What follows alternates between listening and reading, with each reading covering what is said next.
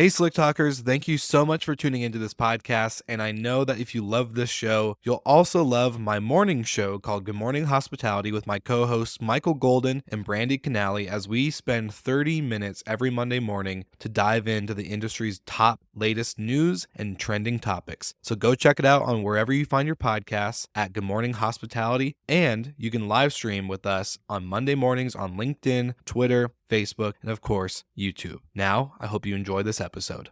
Who is one of our original pilot customers.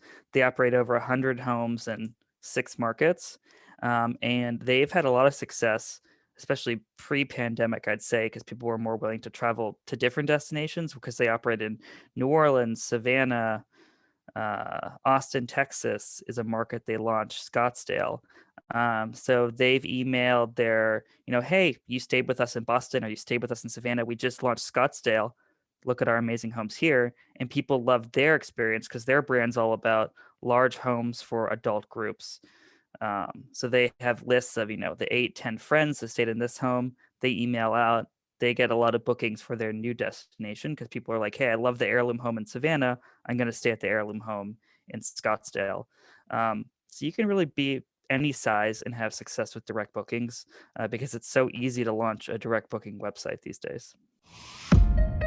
Welcome to Slick Talk, the hospitality podcast where we discuss all things hospitality, hotels, and business. You can find us online at slicktalkthepodcast.com and on every podcast listening platform.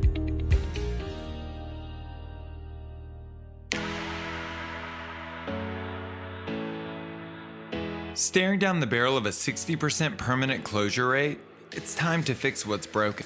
It's time to change the game. The hospitality industry is at a pivotal point. And it's become painfully obvious that business acumen and strategic planning will matter just as much as resilience. There's no shortage of resources ranging from how to apply for loans to how to negotiate with your landlord. But at some point, we will turn our sights towards the future. And when that time comes, we'll need tools and strategies to thrive, not just survive. In the hospitality industry, we fix our own problems. This is no different. We've created a group called the Hospitality Game Changers. It's on Facebook, a platform you already use daily. It's a space just for us where we're tackling the most difficult issues facing our industry and creating solutions. It's updated daily with the most compelling audio, written, and video content to make sure you're plugged into what's going on today and what can help us tomorrow. It's quick and easy and free to join. Just log into Facebook and search Hospitality Game Changers in the search bar. And you're all set. We can't change the cards that we are dealt, but we can change how we play the game.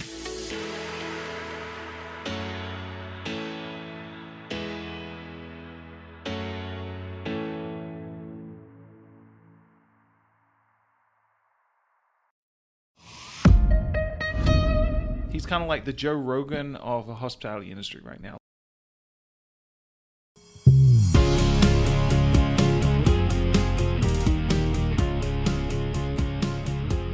All right, everybody, welcome back to Slick Talk, the hospitality podcast. I'm your host, Will Slickers. Today, we have another special guest. I'd like to welcome Arthur for joining me on the show. He is the CEO and founder of StayFi. If you haven't heard of him, you're about to hear it, so get ready because it's good, some good stuff here. So Arthur, how you doing, my friend? I'm good. How are you, Will? Living the dream. We're doing Zoom meetings back to back to back, and it's always fun. So it's glad to have you on, and pretty sure you feel the pain. Life's just, everything's remote these days, and making it work, so. Exactly. Well, hey, man, so I want to jump into the meat of the episode. Who are you? What is your background? And how did you get to, creating StayFi and what it is today? Yeah, so my background is primarily in digital marketing and branding. And I've worked with all sorts of different types of companies over the course of my career, healthcare, payments, hospitality. And the way that I started StayFi is I was running my own digital marketing agency, and we happened to have a lot of clients in the short-term rental space. And as I'm sure a lot of your listeners are aware, if they work in short-term rentals, it's really hard to capture guest data when you run an Airbnb or a VRBO or a portfolio of short-term rentals, because those companies don't want to share data with you. So a lot of our customers had that issue, and that's why we started StayFi, is to really solve that problem of guest data collection for short-term rental companies. That's great. And so what is StayFi exactly? Like, so you capture guest data, but how do you do that? What is the overall product and purpose of StayFi? Yeah, so we looked at a bunch of different ways to capture guest information, and what we settled on as the best way is through captive Wi-Fi splash pages. So just like when you're at an airport, coffee shop, hotel, where when you select the guest network, a branded splash page launches on your phone, computer, tablet, we developed technology to make that work in vacation rentals. So all the guests in a vacation rental have to enter in their name, email, phone number in order to access the Wi-Fi network. So Interesting. pretty straightforward. Yeah, straightforward, but I'm not I'm good at using tech, but creating tech, that's a whole new ball game. So, Yeah. um, obviously having a digital media agency probably helped a ton. You probably had some developers or access to developers. What Yep. was I guess, explain maybe to me in the audience just on like some successes with the starting of this, and then also some hurdles you guys had to overcome to really get this to be a viable product that works and is sought out for. Yeah. So we've been operating for almost 2 years now. Um, so it's been a good amount of time, and we've grown a lot and learned a lot during that time. I think we took the approach. I don't know if you're familiar with or your audience with an MVP, a minimally viable product.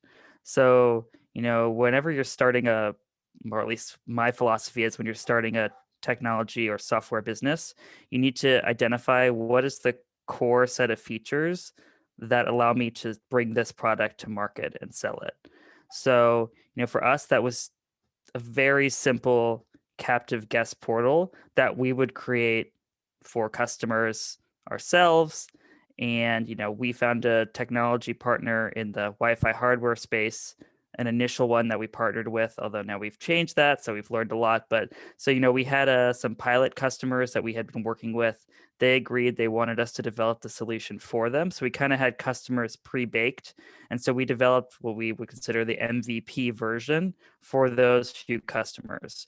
So that's how we really got started, was with a few pilot customers developing, a piece of software where there was no customer portal, no user interface. We just programmed splash pages for them and deployed them with our hardware partner.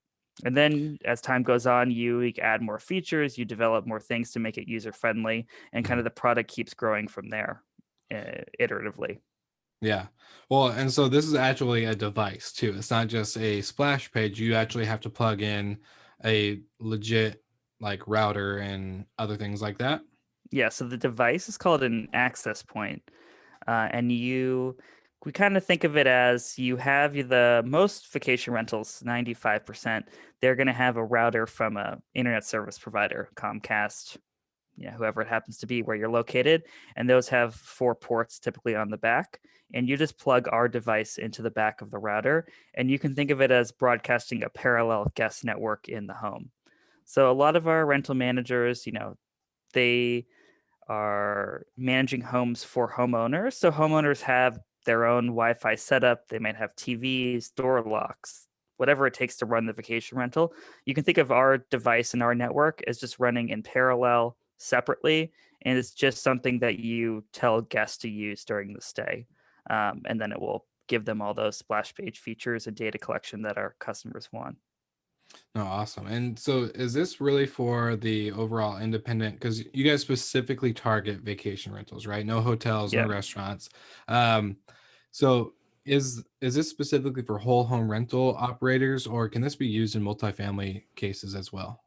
Yeah. So I'll talk first about hotels and restaurants. So our product, you could use it in those settings, but there are very good guest Wi-Fi companies that have spent years specialized in those verticals, and they have all sorts of features that are uniquely good for hotels, whether that's the hardware, the software, how you set it up, and same with restaurants. There's some really interesting solutions out there for restaurants and cafes. So we wanted to also take a very vertical specific approach where all the tech the setup, the hardware is all going to align with the needs of short-term rental operators. And then in terms of single home and multifamily, we have customers from both sides.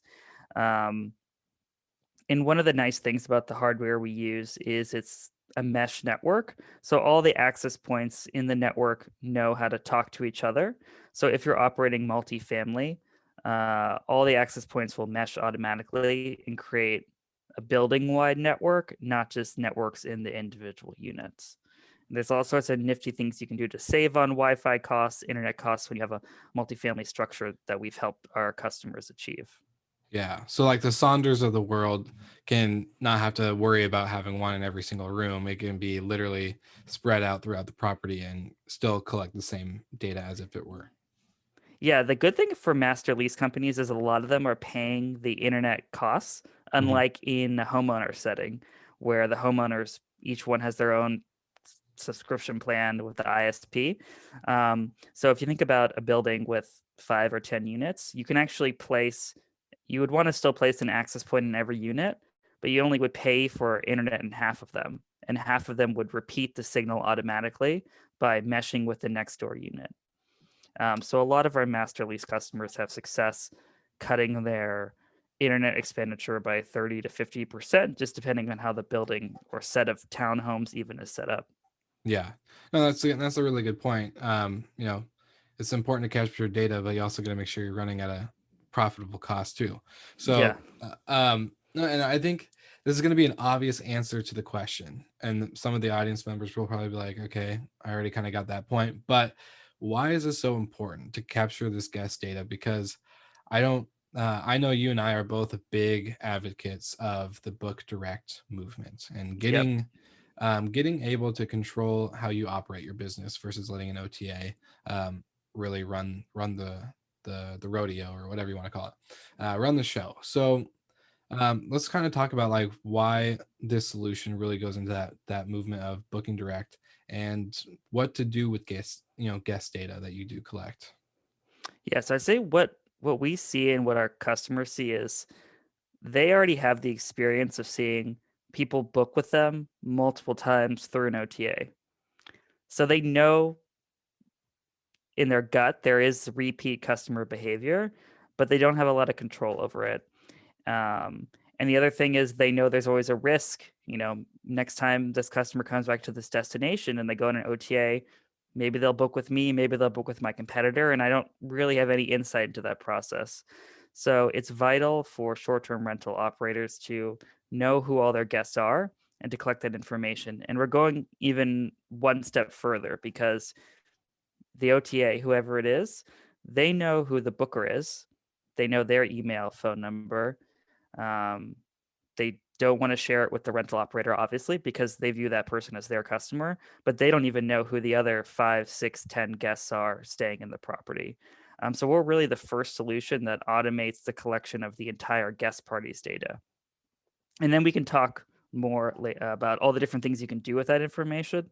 But definitely collecting it is part one to kind of building out your database of reliable guests that you want to come stay with you. And then that database also serves other parts of your business, whether you want to get more homes in your rental program. It gives you a leg up over your competitors. You're going to a homeowner and saying, hey, we're not just competing on price. I'm bringing 10,000 reliable guests to the table that XYZ competitor is not. And then a lot of our customers also have traditional real estate businesses. And these are all great leads to also do home sales and then operate their properties as rentals. So Smart. guest information can be used in so many different ways to really build out the longevity and, reliability of your business without being dependent on third-party booking engines.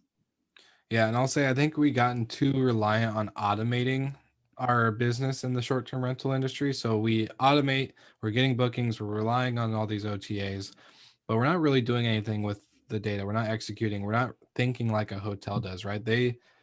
I think of hotels because I have a background in hotels, but really focusing on getting the information upon checking, at least making sure that their phone numbers are correct, making sure the emails are fine, making sure all this stuff is right, so that way you can remarket to them and create a marketing plan off of this data. There's no point of me having everyone check in and not doing anything with it. I need to create, email campaigns Yeah. and special offers and, all these other things. And I can't do that when I'm sending out to phony OTA emails that come in as guest at so and so or Booking or Expedia or Airbnb.com. Like that's going to do nothing because it's going to go right back to my junk.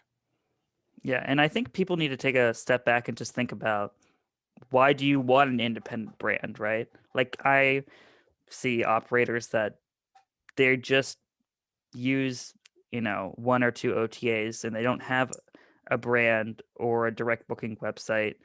And I think, people sometimes they underestimate the value of having a brand and why it's important to help guests understand what you're all about. There's a reason why, if you go to, a drugstore, brand Tylenol costs more than generic Tylenol, even though it's exactly the same thing. People are willing to pay more for something, even if it's the same product, if they intrinsically trust the brand. So if you're putting all the effort in to create this great experience for guests, and they booked through an OTA and came to your property, if they love the experience, they're going to want to come back and book with you again, because every time you go back to the OTA, it's going to be a crapshoot, because people know, like, Yeah. are the pictures going to be accurate?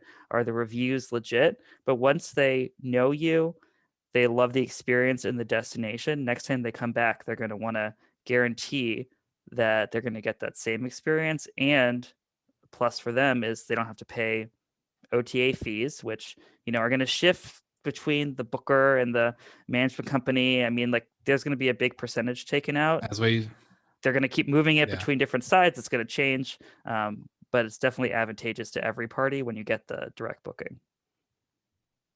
Yeah.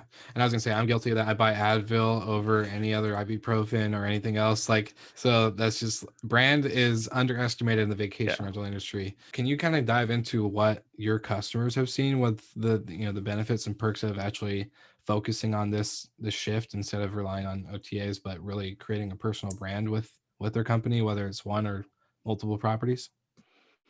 Yeah, I mean, the thing is with, you can be successful with a branded property with just one. You don't need to have a huge portfolio. So I'll give two examples, like one very small and one very large. So we have a customer in Michigan, in I believe South Haven, and they have two properties, and they use our service. And they're a driving destination, and they get, especially at this time, they've gotten, their book completely full, and they have multiple adults staying in their booking, and they just created a very simple branded website through their property management system, which any property management system now that's decent will allow you to launch a direct booking portal. You can hire a freelancer on Upwork or Fiverr or whatever, and they can make you a logo and some brand identity, collateral for 50 or 100 or $200. Like, it's not hard to do these days. And, once you have that website, then you just, once you collect the data, you can send people simple text emails. Even, it doesn't have to be a fancy MailChimp template, and just be like, hey, so and so, thanks for staying in our property. Just a heads up, we see that you love coming to this destination. Next time, just email me directly, and I'll send you a link to our website to book again.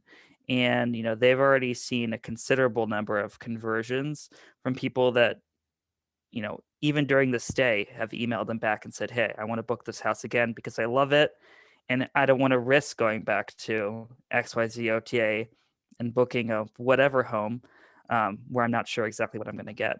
So you can be tiny like that and get a lot of success.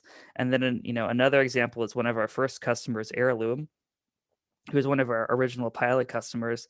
They operate over 100 homes in 6 markets, and they've had a lot of success, especially pre-pandemic, I'd say, because people were more willing to travel to different destinations, because they operate in New Orleans, Savannah, Austin, Texas is a market they launched, Scottsdale.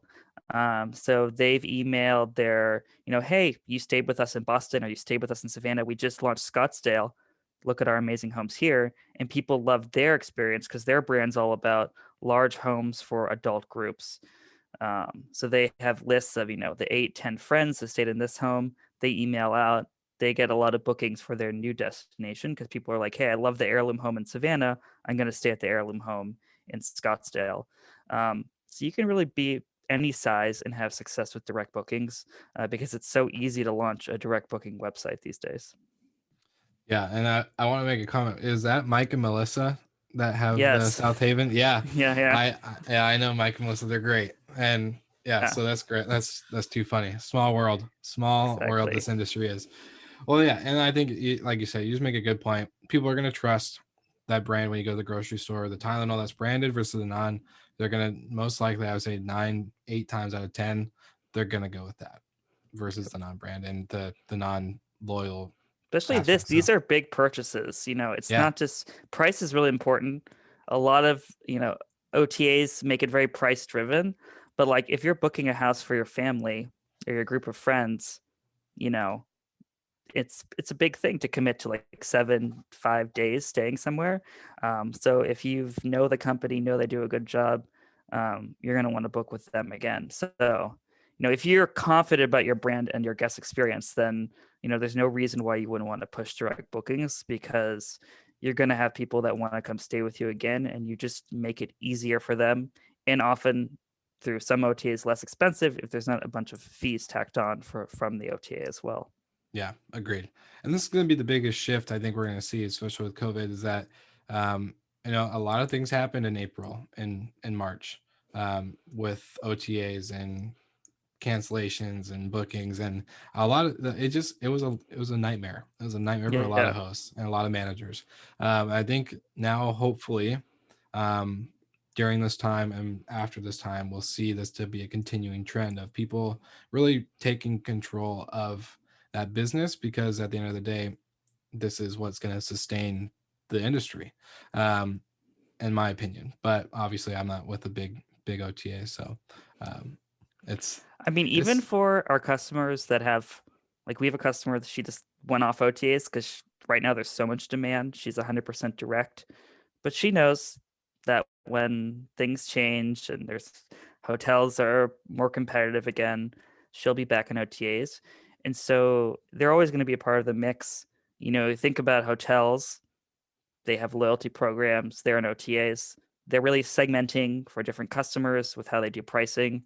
It's obviously like at a level of revenue management that most vacation rental managers are not going to achieve, or frankly probably shouldn't, because they're not of that size. Even for our customers that get 90-80% of their bookings direct, OTAs are a great lead gen source. More demand means higher prices. The more demand you're pushing in, the higher you can raise your prices, right? So the key thing is, those OTAs, you're paying for those leads. They're coming and staying with you. It's on you to collect the data and make sure they come back and book direct. Because if you don't make any effort or introduce your brand, it's not going to happen. And brings up just one other really important point is, when you book a hotel on an OTA, you know what hotel you booked. And even if it's one of those weird ones where you like get the secret hotel, you definitely know what hotel you book when you arrive there, right? Because there's a big sign. It's very clear. With vacation rentals, some people have some limited signage, but it's pretty rare. People still say, I booked an Airbnb, or less, I booked. Even people that book on VRBO, I think, say that they booked an Airbnb, I'm pretty sure. So without a lot of branding opportunities, the Wi-Fi splash page is kind of the easiest way to get in front of every guest and just say, hey, by the way, this is the management company, and we're the ones that are responsible for your great experience. Airbnb doesn't clean the house, manage the home, decorate it, decide what linens to use, right? That's all you. So you should take credit for that and put your brand in front of the guest so that they know how to contact you directly in the future. I couldn't agree more. And I just recently had a conversation with Andrew McConnell, the CEO of Rented, talking about going into reference with your client that has all direct. She turned off OTAs. We were talking about how Airbnb switched, their fee model from split between guest and host to now all host. And we're talking about how OTAs, the reliance on them is pretty bad. But to see, like, for your guest or your client's a perfect example because she turned them all off. And what she's doing is she is relying now 100% direct, which is great. That's the way it should be. But when that time comes, when she does have open and occupancy that needs to be filled, that's when OTAs are used because they do have a market. And like you made a good point, like they're always going to be in the mix, but they should be in the mix to fill the gap, not be the whole complete package. Exactly. Yeah. So, we have customers that start with us at 100% OTA, and they launch their website, they install our service, and they're moving to 5 to 10% to book direct, and those are their goals. And then we have people that are a lot further along, and just in terms of those direct booking websites, it's just getting them visible on search. It's going to take a long time, because you're competing with OTAs. So, we want to think that SEO is going to be the easy solution, but that's going to take a long time to build up the backlinks, the credibility. It's definitely achievable, especially people that operate like single markets where they are like X market vacation rental. We see those get onto like the first page of organic search results and are pretty competitive with OTAs. But if you're just starting out, your existing pool of bookers is going to be a lot better place to spend time mining for repeat bookings as opposed to trying to go fight the war in Google, which is an important war, but it's a very long one and it takes a lot of investment and time to get success there. Yeah, I'm glad you use the word war. It's not a battle; it's a legit war because battles win wars, but this is a war. Yeah. With that whole SEO segment, so that's a good way to put it. Well, Arthur, it's been really great chatting, and for all the listeners, after you listen to this episode, check out the Slick Talk website because we're going to have a pretty brief demonstration of what this whole system and platform looks like with StayFi and how it really works. And if you're a visual person like me, it's really key. So go ahead, make sure you check out. I'll link it in the show notes as well. But you guys should also check out StayFi anyways. So just do it. As like Nike says, just do it. Arthur, any final thoughts you would like to leave the listeners with, maybe that they can take away and apply directly to their business? Yeah, the one thing that I remind people is, no matter what your stage is, just don't forget about, a lot of people only think about the booker. Think about the whole reservation, and all the people that are staying in your properties, and look at all of them as opportunities to sell services, valuable add-ons, rebookings, because that's going to really be what accelerates your business in terms of building a really great stable of repeat customers and business. And that's going to what makes your business sustainable. Awesome. Great stuff. Great wise words. Thank you for being on the show. Slick Talkers, tune in next week. We'll make sure that you have all this information. Check out the website and, of course, the show notes below. Thank you so much for listening. We love your support and want to provide the best we can to all our listeners. So please find us online, social media, and on Spotify, Apple Podcast, and Google Podcast.